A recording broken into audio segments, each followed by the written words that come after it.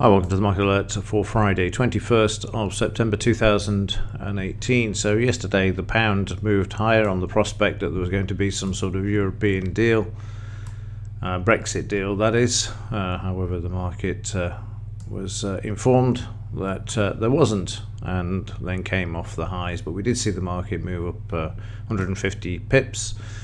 And since then, it's now waiting for news. You can see they're stuck in a sideways move. Also, the US dollar index, if you've looked at that recently, you will see that has moved lower also. Let me just show you this. This is the 4-hour chart. Unfortunately, ETX doesn't have that much data. If I change this to a daily chart, you'll see there's only a few bars there. However, you get the gist. You can see how this moved sharply lower yesterday and is now trading sideways. So this is another reason why we saw the pound move higher yesterday as well, or certainly a part of it.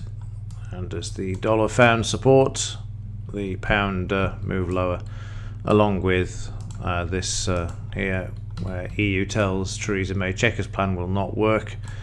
So again, all things combined, you can see how the markets are reacting there. So we hit the 132.92 level. You can see this is why I mark up these areas in the charts. They are very good barometers of where the market is likely to trade to. Great predictor as well. We can get rid of this 76%, we can get rid of this 76%.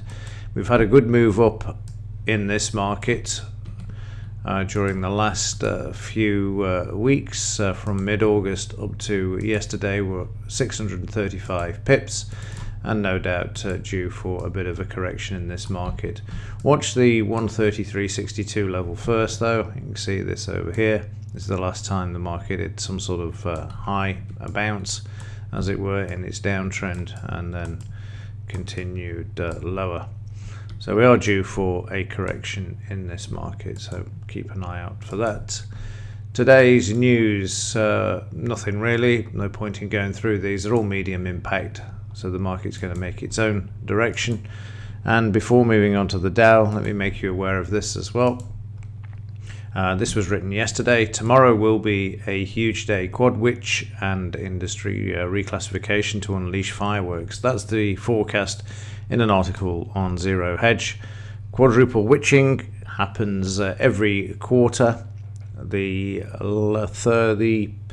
penultimate Friday of the quarter, so September, December, March and June, and it's the expiration of the options contracts, the index on options contracts, the share futures contracts and options contracts, and also the indices options and futures contracts, and it can be volatile. So let's have a look and see how this could impact on the Dow. Let's just have a quick look at yesterday though first.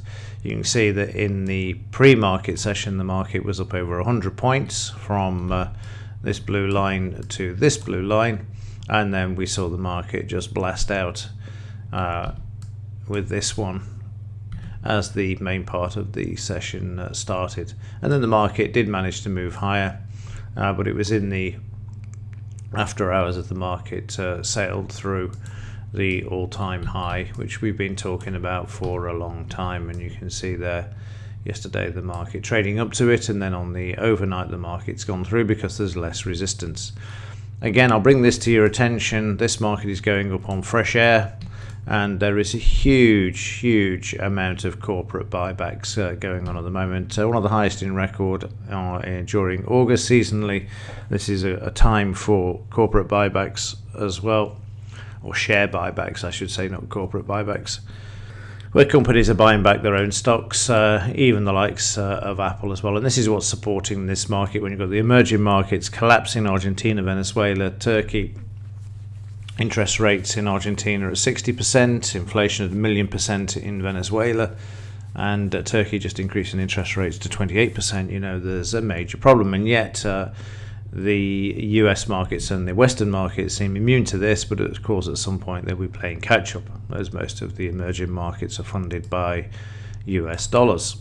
And that, of course, at the moment is moving to the downside, which is what we've just seen in the dollar index as well. So what holds for the Dow?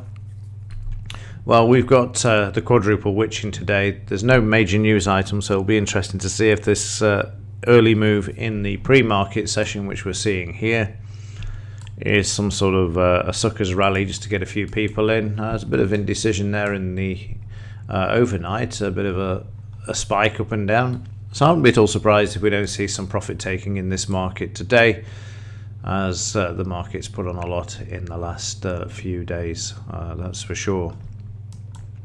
So be aware, quadruple witching takes place today. Bitcoin, not a lot to report. Market remains sideways. We do seem to have a bit of a move going on here towards the upside there. We're sitting at the 6523 area as well. We've got this area of resistance through here as well, which we should mark up really. Let's just grab this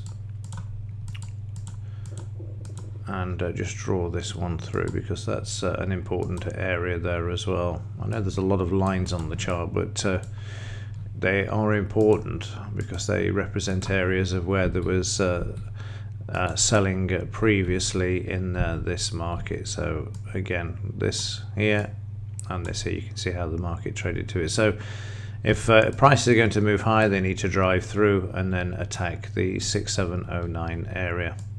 And that's about as much as I can say with Bitcoin at the moment. We may see a situation where prices actually move back towards the downside there and retest the 6,100. We're still range bound at the moment. Until the market breaks out, it's very difficult to determine.